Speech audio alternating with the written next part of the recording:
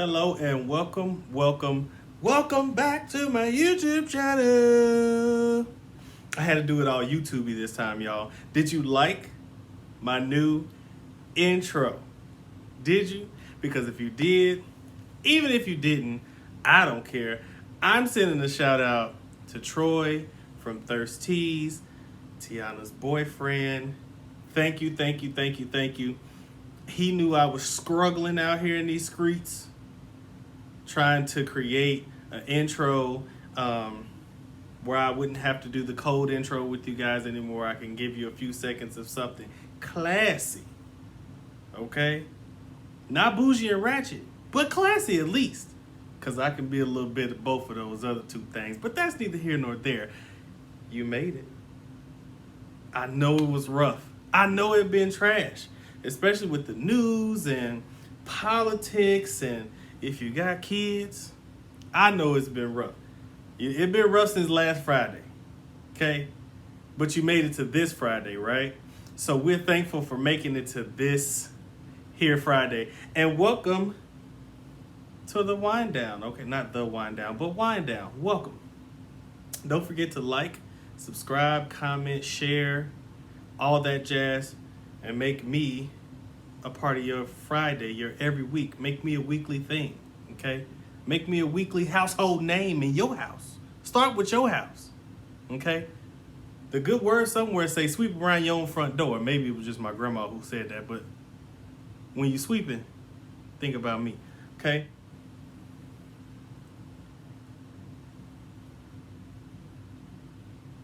We have today Woodbridge by Robert Mondavi. Fancy. It's a Chardonnay straight out of California. They were established in 1979. This is not a 1979 year bottle.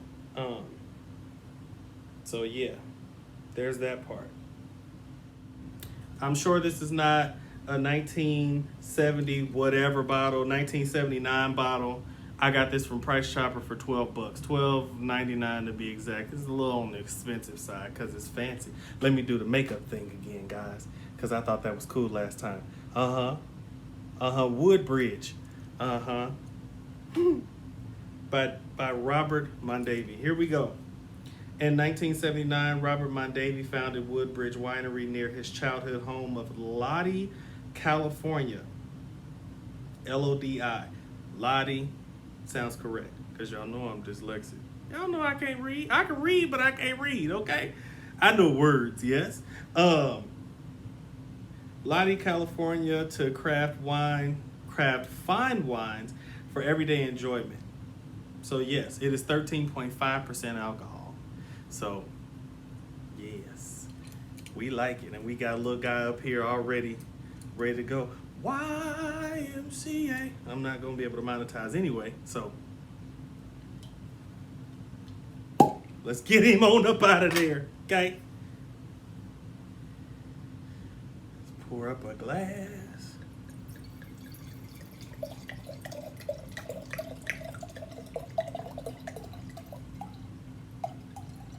No, I'm not going to pour a whole glass like I would normally do, but half a glass is...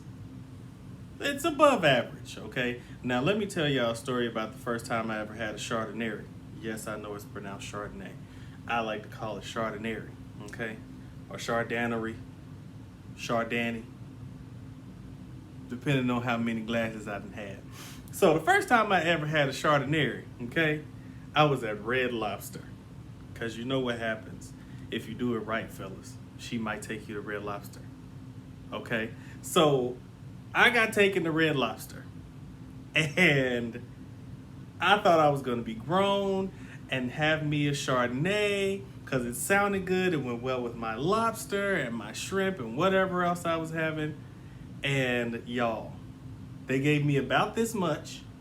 It was a thinner glass. It wasn't this wide of a flute, but it was a great bit in there, okay? And so I'm sipping. And I sipped one too many times and got drunk. Didn't even finish my glass. Could not believe it. I was tilted. So I was a little apprehensive to get this one, but I said, what the hey, let's do it anyway. So today, on today's episode, we are raising our glass to one Miss Melissa Fredericks, also known as Mrs. Kev on Stage. And the reason we're tipping our glass to her because she is amazing. We will get into the details of everything later, but right now I will tell you she is the host of the Love Hour podcast and video cast. I guess you could call it that. It's on YouTube. But the Love Hour podcast, she is the host of the Love Hour. They do what is it called? I keep losing my train of thought. Y'all know it's so much going on up here, I can't remember. It's the Love Hour, but in person. Can't think of the name. Conference. That's the word. Thank you. The Love Hour Conference. She's the host of the Love Hour Conference, along with her co-host, Kevin Fredericks. And y'all know I'm a huge fan of Kevin on Stage. I say it a lot. I probably have said it in at least 3 episodes out of 8 now. Wow.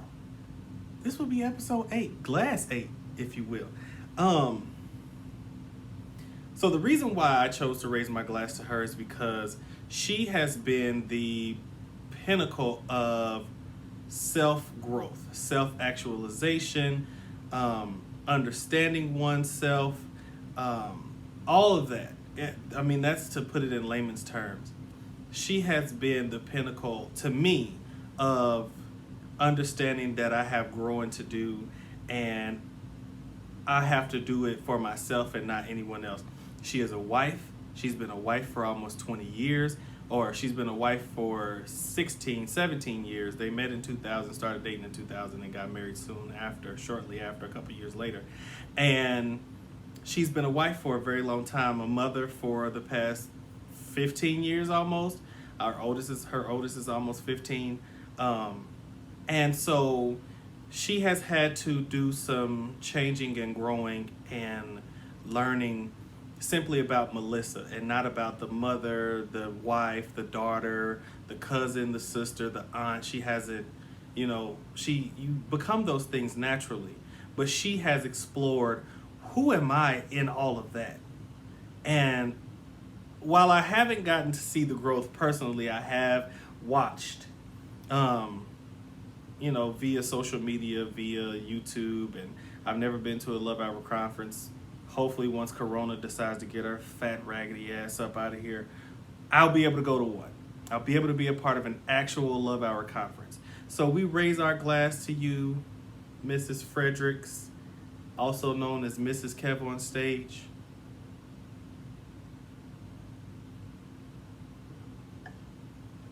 All right. Let's get into it, shall we? First of all, y'all like my new specs? They not new, but I decided to wear them because I thought they would look nice on my face. Yes, the light is jumping off of them, and yes, I am back in front of this regular old gray wall looking like Kerry Washington when she got abducted in Scandal. I can't really do the lip or the chin, but you get the point. Making that face that she makes, and I absolutely adore and love Kerry Washington. Speaking of Kerrys, nope, we'll get into that later. I'll let you have it later, Miss Kerry Hilson, not Washington. But we're gonna talk about more about the light is jumping off of these, so I have to take them off, guys. We have to talk about more of why I decided to choose Melissa Fredericks to raise my glass to today, or raise our glass to today. And if you go follow her, all of her social media platforms is Mrs. Kev on Stage, MRS Kev on Stage. I chose her because I am now walking through trying to figure out exactly who I am and what I'll mean to people in my life and how I decide to play roles in people's lives, family members, friends, and things like that. But mostly, who am I? And my right actions, my wrong actions, my indifferent actions as a man, as a person, as one day a husband, one day a father. What will that look like? And who do you want to be when it's all said and done? What story do you want people to tell when it's all said and done, when your story is finally complete? And so I'm walking through that, and I'm trying to become Bo 2.0. She calls herself Melissa 2.0, the new Melissa, because she grew up in church and very heavily in the Word and in the Bible Belt. And so a lot of things that she did, or a lot of things that she understood, she had to then rethink and redo in her mind as an adult woman, as a married adult woman. Such as sex was very taboo in the church world growing up. She's much older, not much older than I, but she's, they older than me, okay? I'm not that old. I'm only 20 something still. Hoping my 20 something don't end. I'm still in my 20s, okay? I'll probably be in my 20s for another 6 years. If you know me personally, shut up and mind your business, okay? So there's that. But as I believe she's 36, as an adult woman, she had to rethink her life revolving sex. Because when you are a woman growing up in the church, or a girl growing up in church, they tell you, stay pure. Don't let no boy have you. Don't let him touch you unless he's your husband. Don't entertain men. Don't touch yourself. Because if you touch yourself, you're going to hell. Okay? Don't flick that beam. Don't do it. Because it's wrong. Okay? Versus saying, we all have desires. As a human, you are going to have desires. Your body is going to desire someone else's touch at some point, and maybe even your own. Okay? I desire my own touch sometimes. All right, TMI, but I like to touch me, because I like me. If I don't like me, who else gonna like me? So, growing up in the Bible Belt, you learn to disapprove of sex. Okay? It's very widely talked about negatively. It's nasty. You're going to hell for having it, blah, blah, blah. Or before marriage, anyway. I did not grow up in church. I always knew what church was about. I've always loved Jesus. I've always known that I wanted to go that route. But my parents allowed us to choose for ourselves what that journey would look like and what that ultimate destination would look like as far as our faith. But getting back to the point of growing in oneself, getting to self-actualization. And if you ever took a psychology course, or if you know anything about Maslow's law of self-actualization, or the triangle, or whatever it's called, I forget because it's been a while since I've been in class. The point of life is to get to self-actualization, in which case typically no one ever gets to. But I want to know myself inside and out. I want to know enough about myself to be in somebody else's life. And I mean in a positive way. I want to know the negative things about myself so that I can turn them into positive things. Because a drink break ain't never hurt nobody. Okay? As the grown folks used to say, I drink to that. Yeah. And so I am now on the journey of self-reflection. And being a part of, or taking the journey of self-reflection, you have to look at mistakes that you've made in the past. And one of my biggest things in altercations with other people, or arguments with other people, or even physical altercations with other people, is, what was my behavior? What did I do to warrant the response that I did from that person? What could I have said differently? What did I say, and why did I say that? I digest my behavior before I digest anybody else's behavior. Also, I used to fabricate my life a lot back in the day, because I did it to fit in. I wanted to fit in with the people I was around. I wanted to, I was the fat kid. I was the fat kid, and the fat kid wasn't always popular, but I was lucky enough to be funny. I could sing and I could fight, and that in a conglomerate was enough. And I didn't know it was enough because nobody ever told me it was enough. Nobody ever explained to me what that was. So these are some of the things that I am trying to unfold in my own life. I stress anybody who is walking through this self-reflection phase of life, I stress to you, go to therapy. Find a therapist, go to Talkspace. This is not a paid promo. Talkspace is not paying me to promote them, okay? But I do stress to you, get a therapist. It's okay. Black people, it is okay to go to therapy and unpack some of that trauma that your parents inflicted on you, that your grandparents inflicted on you, and whoever else, whoever you was raised by, whoever taught you life, walked you through life. It's okay to go to therapy and unpack some of that. Because yes, some of it is trauma. Go in your room and mind your business, grown folks talking, is a part of trauma, because sometimes that stuff was about you. Okay? Sometimes your mama was in there telling your aunties all your businesses, so now you got trust issues. Yeah, girl, Shamika got in trouble at school again. With them little boys, and might not even have nothing to do with a boy. But because you developed a little too quickly, everything was about boys all the time with your elders, even though that was not the case with you personally. So go to therapy, unpack some of that so you don't pass it on to your kids and they don't pass it on to their kids, and so on and so forth.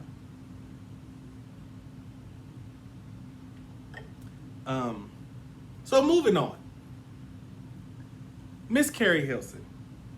As we all know, the terrorists attempted to attack, or not attempted to, they actually did attack the Capitol building in Washington, D.C. Funny thing is, white people in this country have never faced consequences for any of their behavior massively. In mass quantities, when they get together, they are able to do whatever they want to do. I mean, singularly, they're able to do what they want to do too. But mostly, when they're in mass numbers, they can do whatever they want to do and get away with it. History has taught us this, yes? So, after they stormed the Capitol, the Federal Bureau of Investigations, after asking Twitter for help and social media for help identifying people, even though people were literally in videos holding up their state's IDs, people who were not from Washington, D.C., holding up their state IDs saying, hey, this is who I am. Elizabeth Onion, I don't remember her last name, but Elizabeth Onion, who showed up for the revolution, who wasn't ready for the revolution, who had an onion in I guess it was a sock holding up to her eye saying she got maced even though it was really onion juice, said her name and where she was from.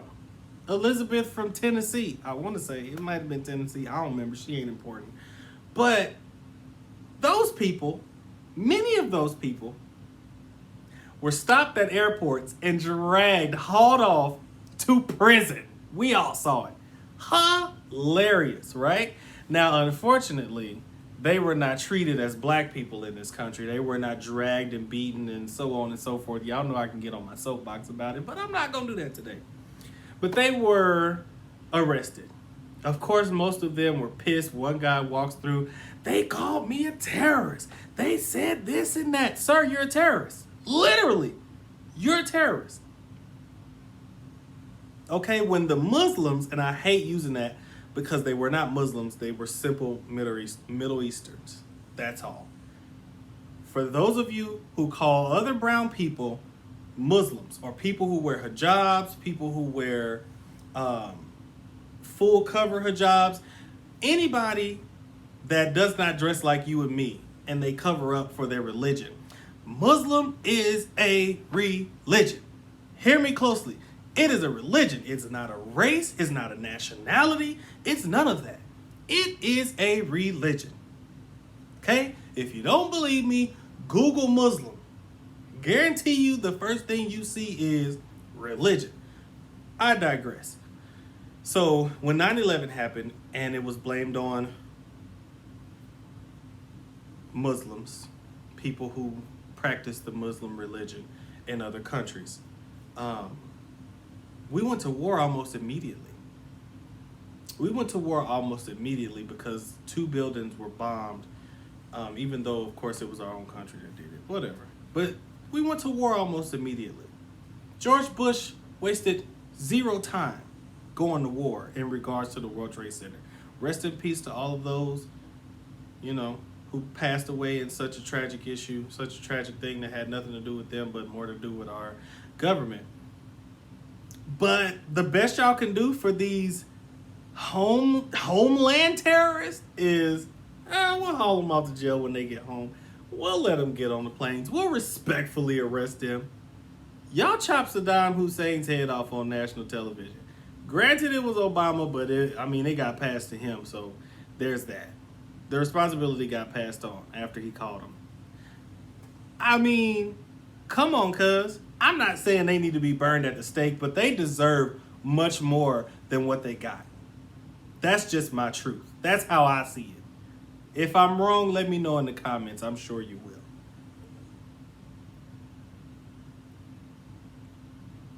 So, as we know, the Cheeto and Commander for the next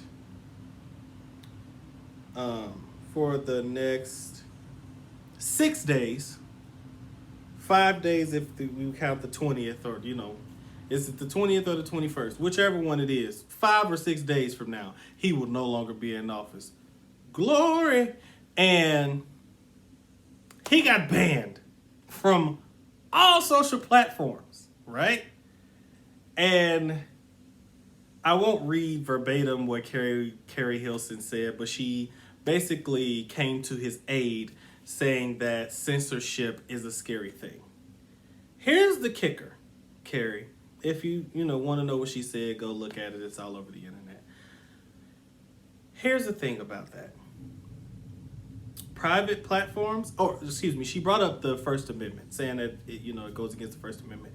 Him being kicked off of things like Pinterest, Spotify, anywhere that he could continue to incite riots, he was kicked off of. The thing about it is, Twitter is a private app. Pinterest is private. Spotify is private. TikTok, private. Facebook, also private. They have the right, excluding the First Amendment, to kick you off of their website, off of their social media platform, if you go against the guidelines that they created for people to feel safe on their app, in their social media community. Trump went against all guidelines when he incited a riot.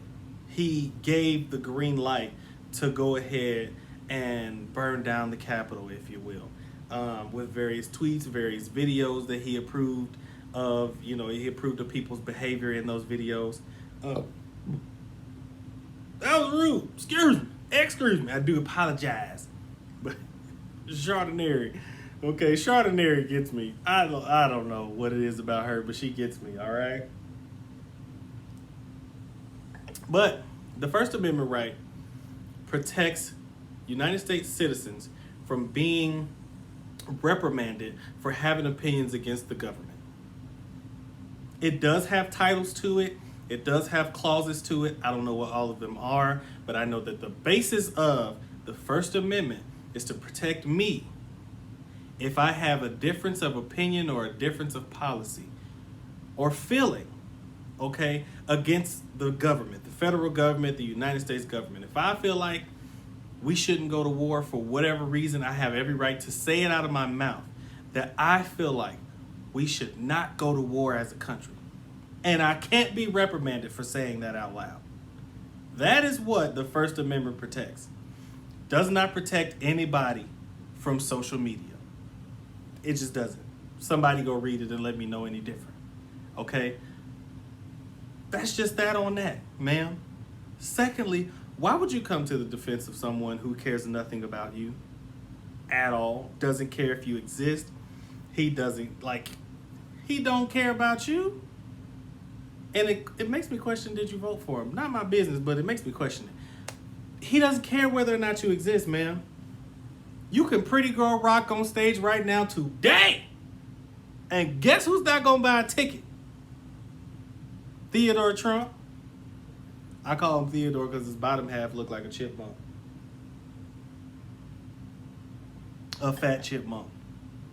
So he cares nothing about you or your opinion or even the fact that you're standing up for him. Even though you shouldn't be, because he would never stand up for you. Wouldn't stand up for you so you could sit down on the A train in New York. Just wouldn't do it. So be mindful, guys. As black people, we have to be mindful of the things that we say and do. And sometimes we run off at the mouth. I know after a few of these, I'm going to have some other stuff to say. I ain't going to say it on camera. And I might not even say it online. But I might have something else to say. But I do, however, watch my political standings. And I will never stand for a racist, homophobic, Islamophobic, racist, transphobic, all of the phobics. He's them. Okay? He hates women. His wife is a hostage. Somebody help her. Get her out of there. I mean, she already packed her stuff up and left. Y'all seen the Peninsky truck out front. I think it's Peninsky. Whatever it was. Whatever moving company she used, Melania, she got up out of there. Melania moved right on out. Malakason, she got her stuff and left. She took baby Boron with her.